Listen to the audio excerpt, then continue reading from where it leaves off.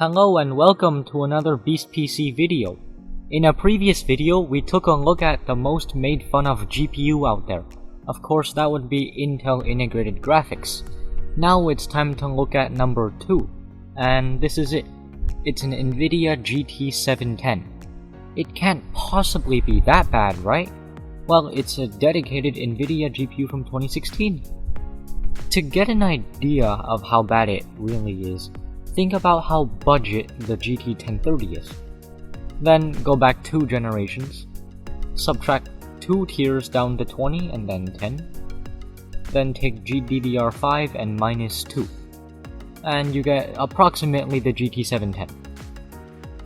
Let's take a look at the in-depth specs. It features 192 CUDA cores on the Kepler architecture, clocked at 954 MHz, and 2 GB of DDR3 at 900 MHz. RAM bandwidth is 14 GB per second. How bad is that? Well, let's take standard DDR4 2666 in dual channel. That will do approximately 30 GB per second. So take out a channel, and that is how much bandwidth is available to this GPU. Not that the GPU is very fast in the first place. Other noteworthy specs are that this thing has a measly 19W TDP and supports all the latest graphics APIs, and it's still supported by NVIDIA drivers. One cool thing about this card is that it operates on PCIe 2.0x8, and this card only has a short x8 connector. Honestly, given that, this thing would make a really nice testing GPU. There's no need to deal with PCIe locks and no need for external PCIe power, all while being small and low profile and single slot and having stable NVIDIA drivers. As for performance, to give this GPU a fighting chance, and also because we are Beast PC, we couldn't stop ourselves from overclocking this thing. We crept the frequency up and up and up and up, and ended up at about plus 375 MHz on the core and a small 125 MHz bump on the memory. DDR3 VRAM just doesn't clock all that well. Almost a 40% core clock increase though, which is not bad at all for a puny little single-phase VRM, even if the GPU core might only consume 20 watts or so. To test the GPU, really any usable CPU would be fine, so naturally being us, we put it on a 5.1 GHz overclocked 9600K with tuned memory and games on SSD storage. Talk about overkill. Anyways, onto the benchmarks. You would expect such a puny little thing laughed about all over the internet to not be able to play games? Well, you'd be only kind of wrong. Start with GTA 5. The GPU at stock settings would give just barely over 30 FPS stable at 720p low, which is basically my low standard of playable.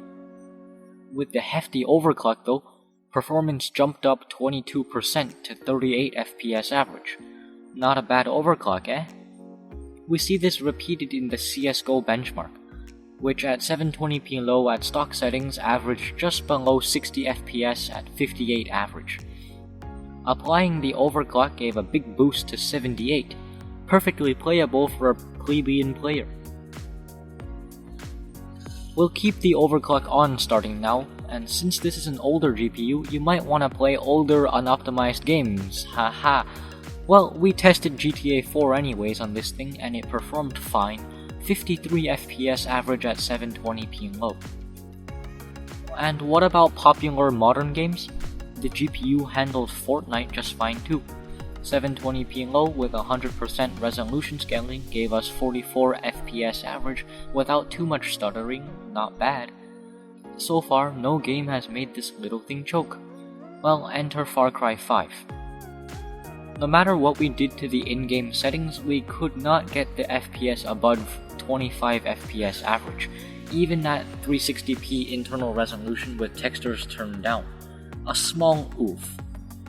The bigger problem is with Shadow of the Tomb Raider.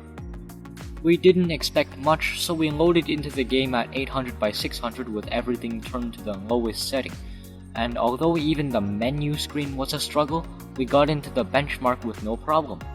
Or so we thought. It ran with slightly more frames than a PowerPoint presentation, obviously not playable. Then it started artifacting. This game really melts GPUs. UHD 630. So we turned the overclock down a bit to plus 325 on the core and plus 100 on the memory, and it passed. Although at only 18 FPS average, but what did we expect? So most games run alright on this thing, just the most demanding titles will give it a hard time.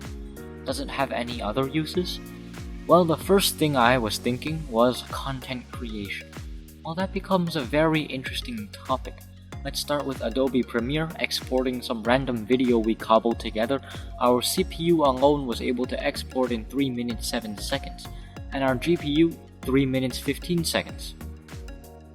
An oddly close result, although I did confirm that everything was being utilized correctly. How about video transcoding in Handbrake then? On an example video using Handbrake, the GPU managed to export in 48 seconds, and our CPU did it in 45. So yeah, this thing is slower than our CPU at content creation, and the results are very close together. I have a hunch that it's the CPU that's carrying the GPU here, but perhaps it's a coincidence. With all of the benchmarks out of the way, we can see that this thing is not completely incapable, and its performance is really not that bad. Until you compare this thing to even Intel integrated graphics, and it gets kind of trounced. Yeah, not pretty. What about just sticking this into a computer for a simple display output? Well, why would you get this over all the other things you can get? You can get AMD cards for like $10 and they'll work just fine for display output. Not like any of these cards are going to help you watch YouTube any better. What about using this as a test GPU since it has stable NVIDIA drivers? Well, that's really niche and it still has some better choices. And why is that? Look at the prices of this thing. It costs $30 used, or the highest prices are $50 new on Amazon. What? You can literally get integrated graphics with a whole CPU attached for cheaper than this, and those will perform better too. Now you're thinking, what idiots work over at Beast PC buying one of these? Let me just defend myself and say I found one of these with a few garbage broken items for about $20. Who's laughing now? Well, that's the end of the video and thanks for watching. If you liked this video, please leave a like and please consider subscribing. See you next time.